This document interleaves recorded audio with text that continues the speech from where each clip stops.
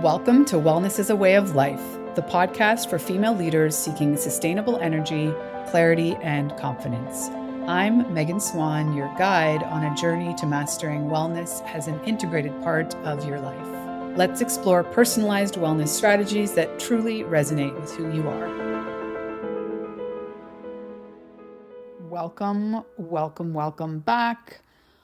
Happy New Year. Wellness is a Way of Life fam. It is going to be a pivotal year. Here are some fun ways that you can frame this for yourself. First of all, mathematically, I have yet to ask my spiritual mentor if there's any spiritual significance to this, and also my astrologer. I will report back, but if you know anything about it, please do share. But mathematically, 2025 is the only square, it's 45 squared year that most of us are going to live in. The last one, I guess, was 1936, and the next one will be like in 2100 and something. So that's cool. It's also in the Chinese calendar, the year of the snake. So that is a very powerful symbol, which I can get into. If you're interested, please let me know if you want more podcasts on symbolism, because this is going to be one of those to some degree. So I wanted to share with you this crazy synchronicity vibe experience I had over the holiday season. It really came clear to me so many things, and so where to start?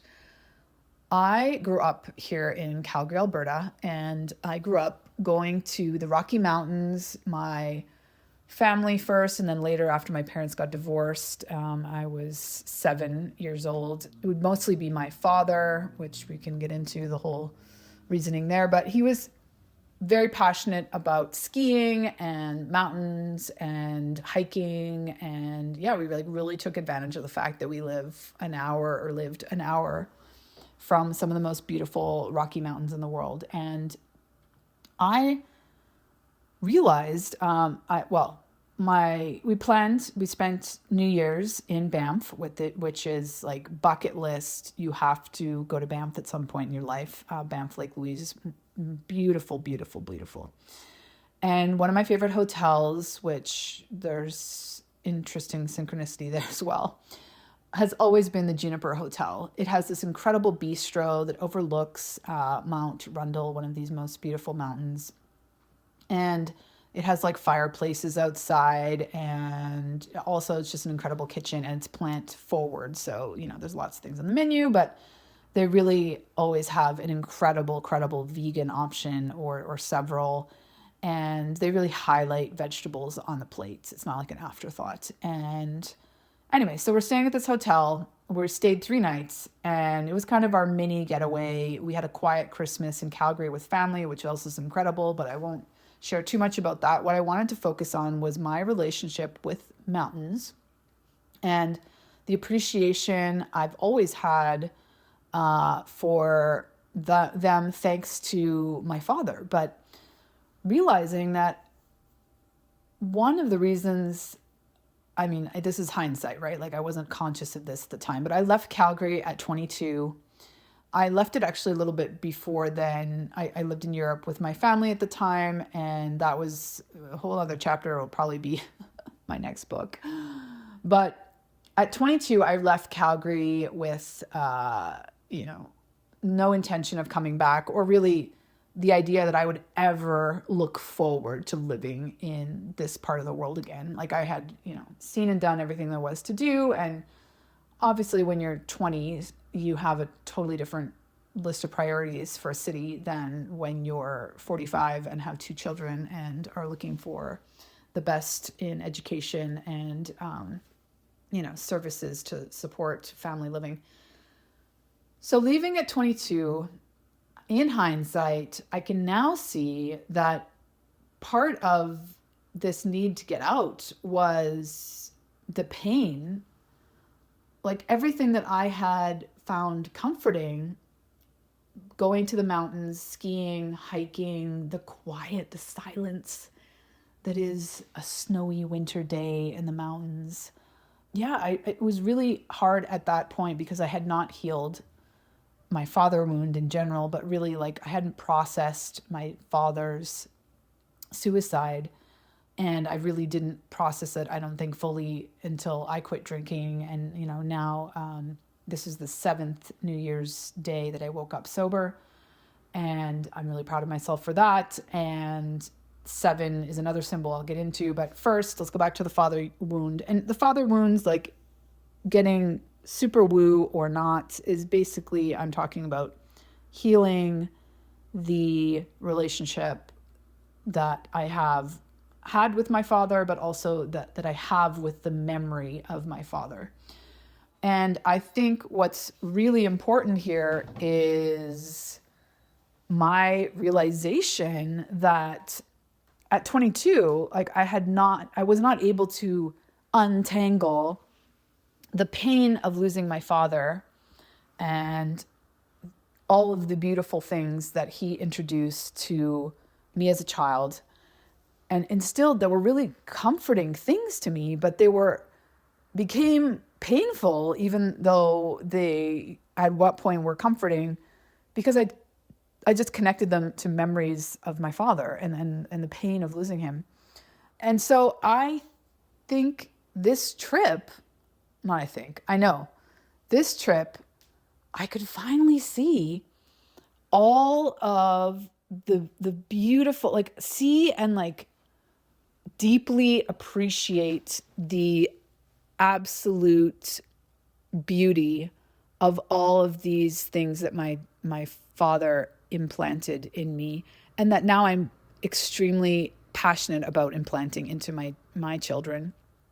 This, again, maybe you can't relate if you've never been around mountain culture, but there's a whole culture around mountain living, the beauty. I absolutely love, feeling like surrounded by majestic, giant, rocky mountains, the snow. And then in the summer, there's all these wildflowers up on the top of mountains as you're hiking. And also just this feeling of accomplishment that when you particularly with hiking, let's focus on that. It's a micro version of running a marathon or doing some sort of race. Like the absolute joy of getting to the top of a mountain. And this is actually what fueled my interest in going to, I tried to climb to the Everest base camp, didn't do it. I did go to Nepal. I climbed the Annapurna base camp, which Annapurna is one of the top, I believe it's either 12th or 17th highest mountains in the world. But regardless, got to experience the Himalayas. And just this sense of accomplishment when you get to the top of something. And for example, like it's always stayed with me of like how the most mundane peanut butter sandwich, for example, or the same granola bar that you've eaten 100 times, but you have it at the top of a mountain when you've exerted yourself for several hours. And, it wasn't impossible, but you had to keep going. And just like how things taste different at the top of a mountain after you've exerted yourself and you've like earned it in that sense. And I hesitate to say earned because, particularly as women, we're like fed this ridiculous narrative that, you have to exercise to earn pizza or whatever. It's not like that. It's like you've accomplished something that was hard and you promised yourself. I think it's more about like integrity and self-trust and showing up for yourself. And just like that feeling of accomplishment is just so good. Anyway, this December, New Year's, I got to show my husband and my kids all of these incredible spots. There's certain hotels that I love and they're restaurants because of their views and just the whole experience, and teaching them cross-country skiing, which this is also this beautiful thread in that I chose let's go cross-country skiing because although I had done it like once in my teens, I basically am a newbie as would be my entire family. So we're all starting on the same page. We're starting a new adventure. We're cross-country skiing. it's so much more accessible for someone who's never skied before. And there's another story I can get into about skiing and my husband, who may or may not ever get back on downhill skis. And it's so good for you. And also, we're living close to this massive park in Calgary that has cross-country skiing. There's just all these reasons why it might be my new hobby at this point in my life, and I love it. So we really enjoyed. We went every day for a couple hours, and it was amazing. The kids loved it, and they got better each day, and it was just the perfect thing. And on the last day, it's New Year's Day. It snowed all New Year's night. And as you can imagine, like, everybody was up late on New Year's Eve. We were not. We were in bed by 10. And so we wake up at 5:36, like always, and it's fresh snow. And we go and have a nice breakfast. And we're then out on the fresh powder in the same place that we had cross-country skied for, 2 or 3 days at this point. And we get to the end of like the lap where you go around, and first of all, it's quiet, and just the sound and just the beauty of, like, you're the first tracks on the fresh powder. It's incredible. And we get to the end, and my kids are like, shh, I'm coming down this little tiny incline, which any incline on cross-country skis is like slightly different ball game than on regular skis. And my kids have their poles like up on top of their heads, and they're like, shh. So I understand there's some sort of wild animal with antlers about. And sure enough, there were 3 elk. Elk are some of the most incredible animals. They're, much bigger than deer, and they have these incredible antlers. And they're just, and oh, by the way, it's minus 15 Celsius. It's like it's cold. And they're just chilling as if it's not cold. It's any other day. They're just completely quiet, munching away on, I don't know what they were finding. And then at one point, 2 of them, they're like antlers intertwined, and they're like, not fighting, but trying to get out from being tangled up in one another. And it was just this moment. And I'm like, this is magic. This is the awe hunting of the day. And so I couldn't wait to look it up when I got home. Kim Kranz, has one of the most incredible tarot decks. And I bought it early last year because I created this new, I'll drop this in the show notes, this new quiz on founder animal spirit, like find out what founder animal spirit. And I really did a good job of this quiz. I'm getting incredible feedback. If you're curious as an entrepreneur, like what animal spirit you might embody, it's quite informative and it's fun. So anyway, I bought it for that, to get inspired, because I love the artwork. And how do I know about this deck? Well, when I was in Tuscany 2 years ago now, was it 2 years ago? Yeah, it would have been 2023. In Tuscany, Srimati, or Julie Pyatt, gave everybody, there were 40 of us or so at this retreat with Rich Roll and Julie in Tuscany. And it was plant-powered way. And she allowed everyone to pull a card and like keep the card. And my card was the Phoenix, which was like so powerful and so representative of my year, which at some point I'm sure I'm going to be sharing. I'm not quite there yet, but it was perfect. So my card for 2023 was the Phoenix. And so I looked up the elk. Well, first of all, I got out the deck. I shuffled the deck, and I turned over the first card when I got home, same day, from seeing these 3 majestic elk. Turn over the first card. What is the first card? It's the elk card. I'm not kidding. Like, oh my goodness. So I'm having all of these epiphanies as to the depth of healing that has gone on with my relationship with my father wound, memory of my father, beauty of all of the things that my father is and did instill in me. And what is the symbolism of the elk card?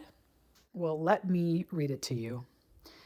So the Words describing elk, or the symbolism of the elk card: stable, resilient, headstrong, the father. Like, the synchronicity is insane.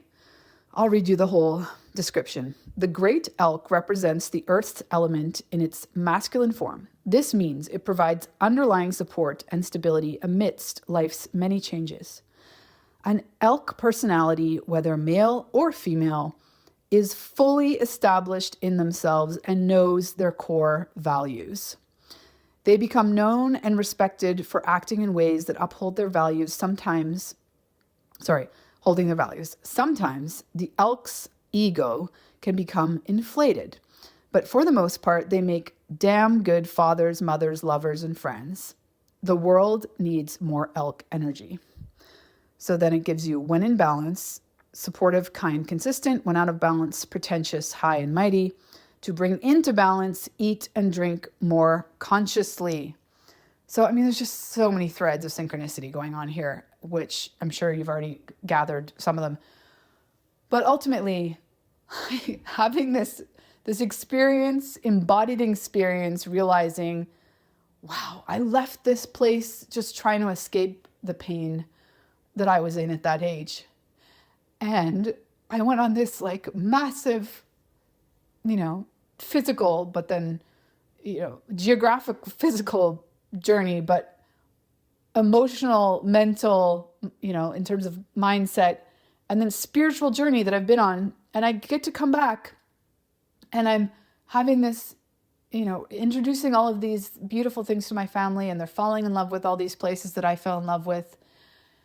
And it's just, the absolute certainty on how incredible and important it is that I quit drinking. 7 years. All right, let's go to the symbolism of 7. So this is my 7th year of sobriety. It'll be actually 7 years on March 18th is my sobriety date, the day after St. Paddy's. And I learned many years ago that, in fact, I think I even learned it in like biology as a kid, but I've since read it many times, and it's such an interesting way of looking at, because your body is regenerating itself, like it's creating new cells every single day. So within a 7-year window, you are technically, like, the physical part of your body is an entirely new person. You have 100% regenerated every single cell within a 7-year loop. So when you are recovering from something, you are completely free of it on a cellular level. Yeah, assuming that you like kept up the, like, let's say you were a smoker. I think that's how I learned it, maybe. Do you remember, was I the only one that had like a health class where they would show you like a lung and how gross a lung of a smoker looked? And anyway, I digress. The point is, I'm already aware that this year, as my 7th year of sobriety, is special. And right on the cusp of it. So it's the 7th year I wake up hangover free on New Year's Eve. On New Year's Eve, where again, I like prioritize my sleep and my rest and my ability to get up the next day and meditate and spend quality time with my family and ski and get, the elements on my face and breathe in the spirit of the mountains over, numbing out.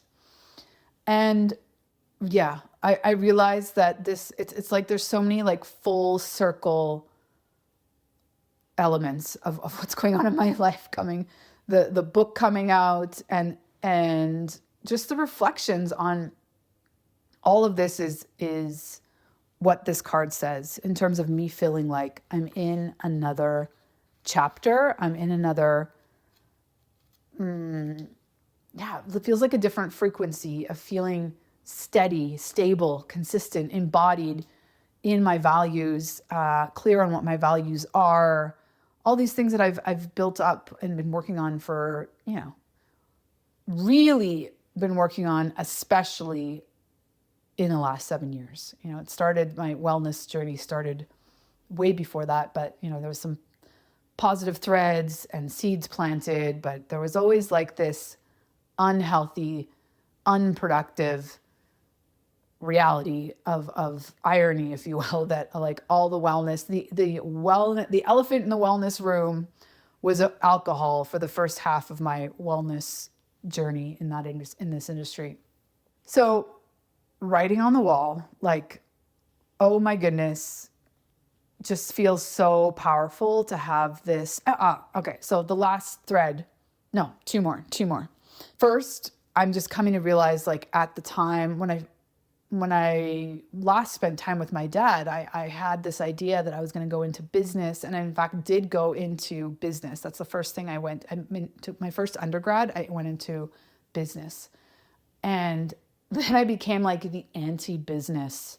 Like I thought, oh no, this isn't for me. Like I went into the non-for-profit industry, and anyway, like the so interesting reality that I've come full circle where I'm now back in Calgary, where my dad was extremely successful in business, super passionate about his work, and built like incredible, iconic buildings, and I was involved in things like he was in commercial real estate. He didn't actually build them, but he was involved in the conceptualization of really iconic projects here in Calgary, where I grew up.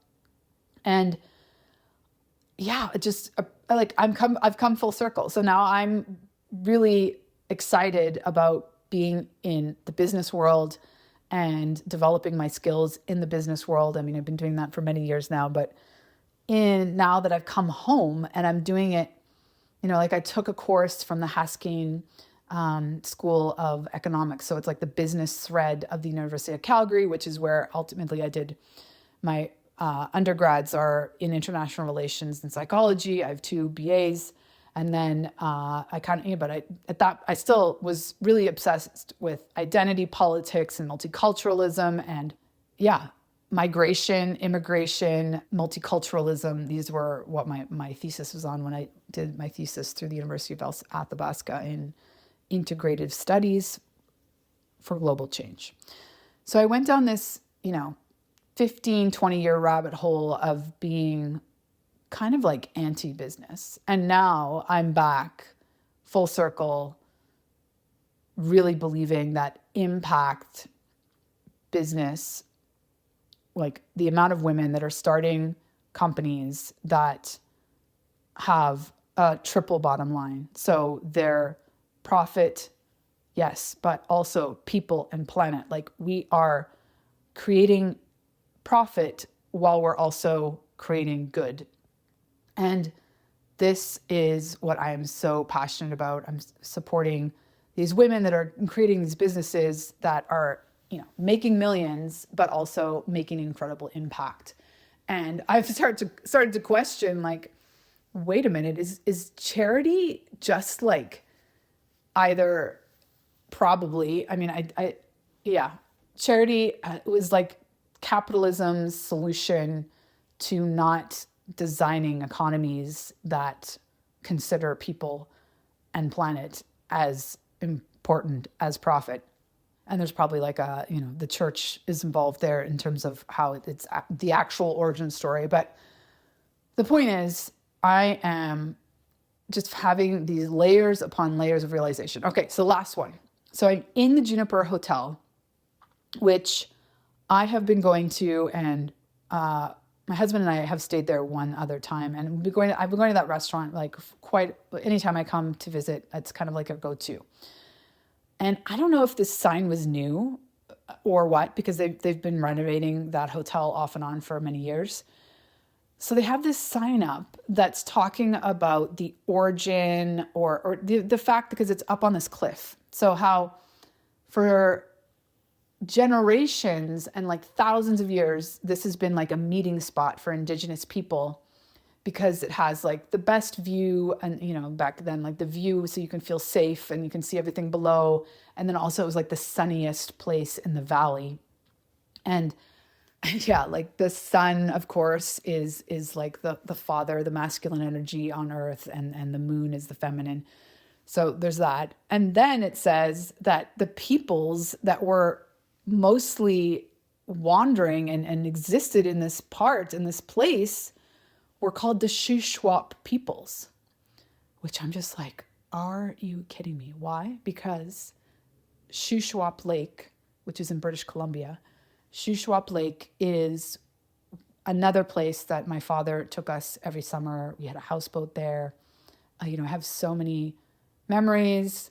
But then ultimately, that's where my brother and I decided to spread his ashes. So anytime I drive by Shuswap Lake, I tend to just splash some of the lake water on my face to feel a little bit closer to my dad, and just kind of, sit or silt in some memories. And now, anyway, it was just this crazy layer upon layer upon layer experience this holiday season. And I wanted to share it with you. I wanted to document it for myself, but also I wanted to share it with you because I invite you to find the magic. Find the magic in your life. I promise you it's there. And, you don't have to believe in it, but isn't life more enjoyable when we believe in this? That there's some sort of all-encompassing, universal, energetic buzz, frequency, I don't know. I'd love to know your thoughts. I'd love to know if you've had any similar experiences, realizations, little crazy synchronicities. And, what are you hoping to call in for yourself in 2025? Because for me, it really is this bigger energy, feeling super grounded in my next, chapter, decade, but in my values, and that understanding, nothing, most of them aren't new. It's just sometimes you have to come home, and it's this giant, it's like the circling back. And I've always loved this image. I've shared it on social media, and my spiritual mentor talks a lot about the power of spirals. So again, you can go super woo and think of spirals in terms of portals, in the spiritual world, walking in a spiral, in Buddhist meditation as well, walking in a spiral or creating a spiral with rocks and then walking in it, really kind of calling in a certain energy with spirals. But I bring it up for this podcast because I'd love for you to think about how sometimes we feel you're not getting where you want to get. And this perspective that instead of thinking or feeling like you're going around in circles, it's yes, you are going around in circles. These things come back, but it's because we're on a planet that is spinning, A, and B, you're spiraling. So hopefully you feel and you can, adopt this perspective that you're spiraling up. So it feels like you're going back and you're going over some of the old stuff again and again and again. And you probably are, but hopefully you feel it's with new perspective and new lessons and a new mindset and a deeper integration. And all of that just fuels this upward spiral. So I leave you with that. I love you so much. I'd love if you are listening and you have something specific you'd like me to address on the podcast in 2025, please send me an email, meganswanwellness@gmail.com, or you can DM me on Instagram or LinkedIn. I would really appreciate that. I'm always keen to make content that is something that's, weighing on your heart or your mind or something that you're grappling with. So it's that much more potent and, specific to what you're dealing with. So sending you so much love, light, self-acceptance, and inner knowing. The spiral, baby. Let's spiral it up. 2025. Mwah. Thanks for tuning in to Wellness is a Way of Life. Are you ready to make wellness a natural part of your routine? Let's stay connected. Go to meganswanwellness.com. Until next time, live well, and thrive.